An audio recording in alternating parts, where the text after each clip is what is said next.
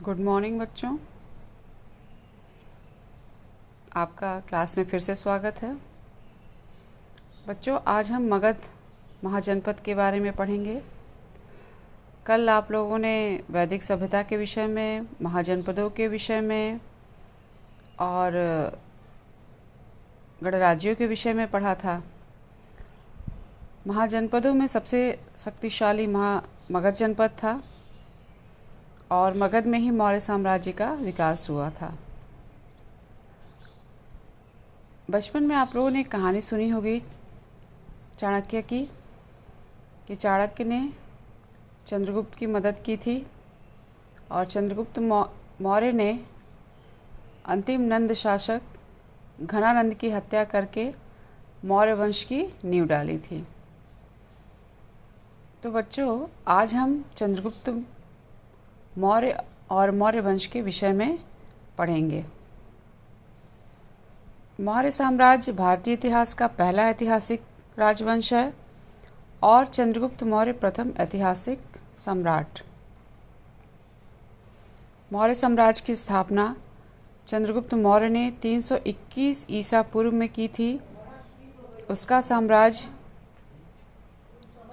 उत्तर से दक्षिण और पूरब से पश्चिम में पाकिस्तान के कुछ हिस्से थे, अफ़गानिस्तान का भी कुछ हिस्सा था। एक तरीके से उसने भारत को पहली बार राजनीतिक एकता में बांधने का प्रयास किया था। मौर्य वंश को ही भारत का पहला ऐतिहासिक राजवंश भी कहा जाता है और चंद्रगुप्त मौर्य को ऐतिहासिक राजा।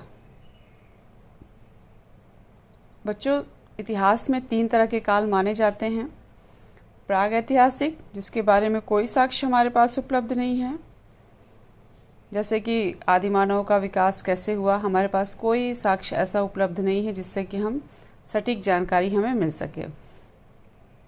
दूसरा होता है आद्य ऐतिहासिक, जिसके बारे में जानने के लिए हमारे पास साक्ष्य तो उपलब्ध हैं लेकिन हम उसको पढ़ नहीं पाए हैं।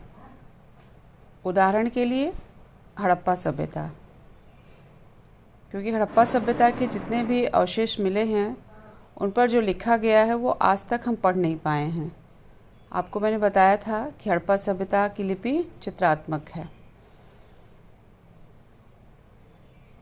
तीसरा होता है ऐतिहासिक, जिसके बारे में हमारे पास साक्ष्य भी उपलब्ध हैं और उन्हीं के माध्यम से हम भारतीय इतिहास की जानकारी भी प्राप्त कर सकते हैं। उसी में है मौर्य वंश। मौर्य वंश भारत का पहला ऐतिहासिक राजवंश है, इसे याद रखिएगा।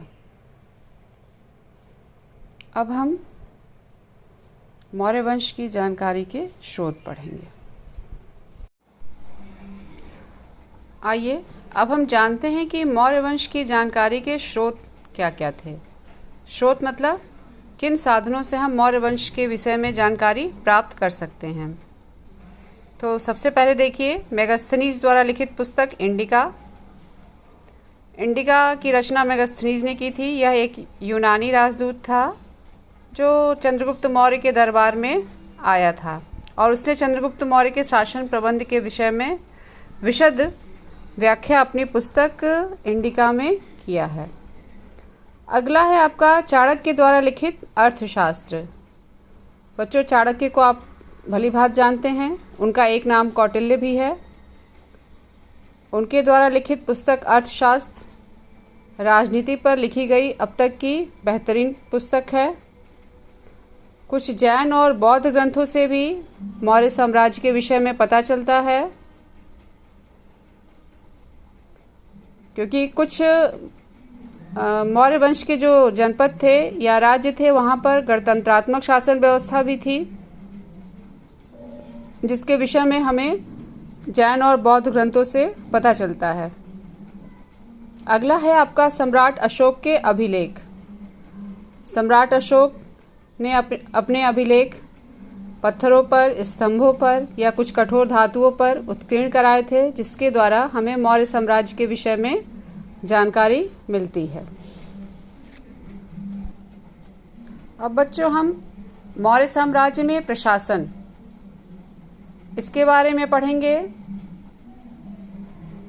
मौर्य साम्राज्य भारतीय इतिहास का प्रथम केंद्रीयकृत शासन व्यवस्था को दर्शाता है।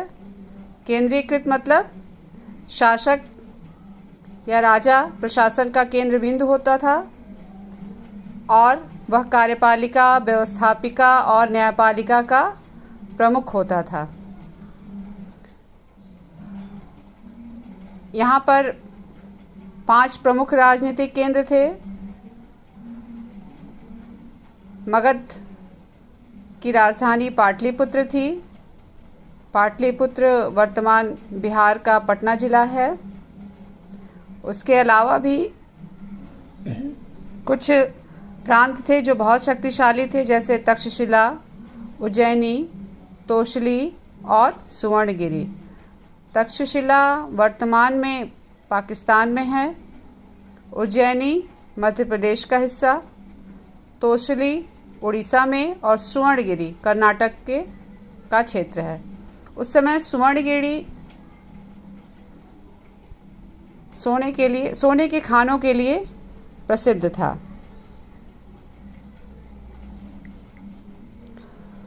मौर्य साम्राज्य में प्रांतों को चक्र कहा जाता था। जो राज्य थे उनको चक्र कहा जाता था।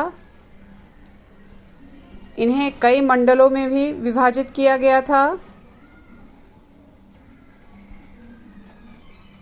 स्थानीय प्रशासन भी मौर्य साम्राज्य का बहुत चुस्त दुरुस्त था। मेगास्थनीज ने पाटलिपुत्र के नगर प्रशासन का वर्णन अपनी पुस्तक इंडिका में भी किया है। उसने बताया है कि पाटलिपुत्र नगर का प्रशासन 30 सदस्यों के समूह द्वारा किया जाता था। 30 सदस्यों के समूह द्वारा किया जाता था। अब आइए हम सैन्य व्यवस्था के बारे में पढ़ते हैं। कौटिल्य ने भी इसका वर्णन किया है और मेगास्थनीज के इंडिका में भी चंद्रगुप्त मौर्य के सैन्य व्यवस्था के विषय में जानकारी मिलती है।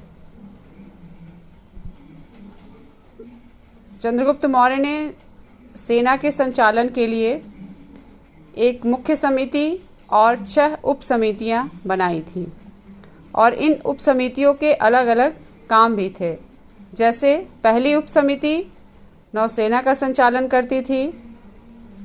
चूँकि उस समय व्यापार के लिए व्यापारी अन्य देशों में आया जाया करते थे, इसलिए नौसेना का रखरखाव अत्यंत आवश्यक था। दूसरी उपसमिति यातायात एवं खान पान का संचालन करती थी। तीसरी उपसमिति पैदल सैनिकों का संचालन। चौथी उपसमिति अश्वारोहियों का संचालन, अश्वारोही जो घुड़सवार सैनिक थे। पांचवी उपसमिति रथारोहियों का संचालन, जो सैनिक रथों का प्रयोग किया करते थे। और छठा हस्ती सेना, हाथियों की सेना, यानी हाथियों का संचालन किया करते थे। ये चंद्रगुप्त के सैन्य व्यवस्था का विवरण था। बच्चों, आपकी जानकारी के लिए बता दूं कि चंद्रगुप्त मौर्य के शासन व्यवस्था में गुप्तचर व्यवस्था भी बहुत सुदृढ़ थी। उसने अपने गूढ़ पुरुषों को नियुक्त किया गया था और वो 2 प्रकार के थे, एक संस्था और एक संचरा। संस्था वे थे जो संगठित होकर कार्य करते थे और संचरा वे थे जो घुमक्कड़ थे। वो राज्य में घूम घूम कर सूचनाओं का आदान प्रदान किया करते थे। चंद्रगुप्त मौर्य के शासन में न्याय व्यवस्था बहुत अच्छी थी। उसने अपने न्यायालय को 3 भागों में बांटा था, दीवानी न्यायालय और फौजदारी न्यायालय। और सबसे नीचे की न्यायालय ग्राम न्यायालय थी, जहां गांव का जो वयोवृद्ध व्यक्ति, जो सबसे बुजुर्ग व्यक्ति होता था, उनको निर्णय करने का अधिकार मिला हुआ था और उनका निर्णय ही अंतिम माना जाता था। कौटिल्य ने चंद्रगुप्त के समय कर वसूलने का भी वर्णन किया है। उनकी पुस्तक अर्थशास्त्र में ये लिखा है कि कृषि योग्य भूमि पर उपज का 1/4 या 1/6 भाग कर के रूप में या लगान के रूप में वसूला जाता था। सिंचाई की भी बहुत अच्छी व्यवस्था चंद्रगुप्त मौर्य के शासन समय की गई थी। इस तरह से हम पाते हैं कि चंद्रगुप्त मौर्य के शासन व्यवस्था मौर्यों के इतिहास की सबसे सुदृढ़ प्रशासनिक व्यवस्था थी। बच्चों, अब हम पढ़ेंगे सम्राट अशोक और सम्राट अशोक का धम्म। सम्राट अशोक चंद्रगुप्त मौर्य के पुत्र बिंदुसार के सुपुत्र थे। मतलब सम्राट अशोक के पिता का नाम बिंदुसार था। सम्राट अशोक ने 268 ईसा पूर्व से लेकर 232 ईसा पूर्व तक शासन किया था। इन्होंने अपने शासन व्यवस्था और अपने विजयों से राष्ट्रीय एकता और भारत को राजनीतिक एकता के सूत्र में बांधने का प्रयास किया था। बच्चों, आप लोग जानते हैं कि सम्राट अशोक ने कलिंग विजय किया था, लेकिन उस युद्ध में इतना भीषण नरसंहार हुआ और रक्तपात को देखकर सम्राट अशोक का मन बिल्कुल बदल गया और वो धीरे धीरे बौद्ध धर्म की तरफ मुड़ते चले गए, क्योंकि बौद्ध धर्म की सरलता उन्हें ज़्यादा भा गई और उन्होंने बौद्ध धर्म के प्रचार प्रसार का जिम्मा अपने सर ले लिया और उसी के तहत उन्होंने धम्म के सिद्धांत को अपनाया। अब बच्चों, ये प्रश्न आता है कि धम्म क्या है? धम्म शब्द संस्कृत भाषा के धर्म का ही रूपांतर है। सम्राट अशोक ने अपने भब्रू शिलालेख में धम्म का उल्लेख किया है, जिसमें उन्होंने त्रिसंघ का वर्णन किया है। त्रिसंघ, बुद्ध, धम्म और संघ। सम्राट अशोक ने बौद्ध धर्म के प्रचार के लिए अपने पुत्र और अपनी पुत्री संघमित्रा को श्रीलंका भेजा था और अपने अन्य मंत्रियों को भी अन्य कई देशों में प्रचार प्रसार के लिए भेजा था। सम्राट अशोक ने अपने धम्म के प्रचार के लिए धम्म महामात्य की नियुक्ति भी की थी। कुछ अभिलेखों में सम्राट अशोक के धर्मोपदेश भी हैं जो उन्होंने जनता को दिए थे। सीरिया, मिस्र और ग्रीस आदि देशों में उन्होंने अपने दूत भी भेजे थे। आइए बच्चों, अब हम सम्राट अशोक के धम्म की कुछ विशेषताएं आपको बता दें, क्योंकि सम्राट अशोक का धम्म बहुत ही सरल और सर्वग्राही था। उसकी पहली विशेषता है नैतिक जीवन व्यतीत करना।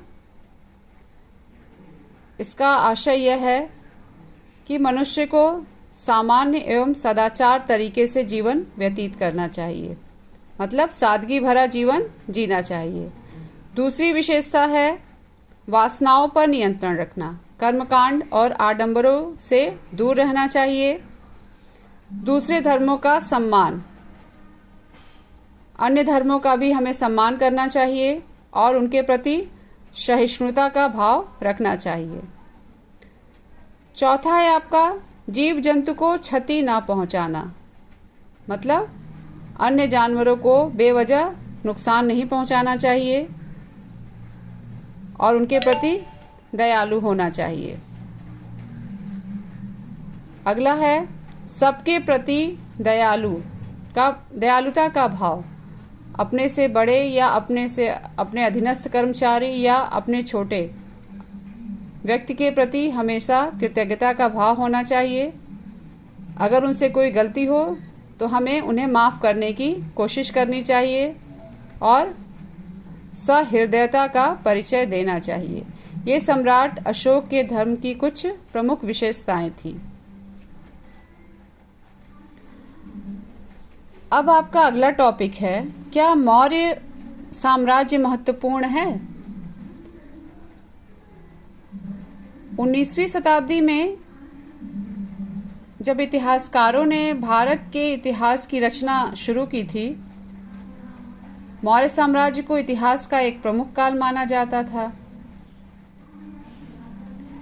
ऐसे साक्ष्य जैसे पत्थर की मूर्तियां मिली हैं, अभिलेख मिले हैं और कुछ मोहरें मिली हैं, जिनके आधार पर ये पता चलता है कि मौर्य साम्राज्य लगभग 150 वर्षों तक भारत में शासन किया और उसका शासनकाल भारत के इतिहास में बहुत ही महत्वपूर्ण रहा, क्योंकि मौर्य साम्राज्य की स्थापना से एक नए युग का आरंभ होता है और इस युग में सभ्यता और संस्कृति का अत्यधिक विकास भी हुआ था। कला है, साहित्य है, स्थापत्य कला, मूर्ति कला, धार्मिक सहिष्णुता, अशोक का धम्म, ये सभी एक ऐसे उदाहरण हैं जिनके आधार पर इतिहासकारों ने माना कि मौर्य साम्राज्य भारतीय इतिहास के लिए एक युगांतकारी घटना रहा है। बच्चों, आज आपका मौर्य साम्राज्य का टॉपिक यहीं पर समाप्त हो रहा है। मैं उम्मीद करती हूँ कि आपको ये वीडियो पसंद आएगा। आप इसको देखिए, समझिए और कहीं कोई दिक्कत आती है तो आप मुझे संपर्क करके अपना प्रश्न पूछिए। Thank you.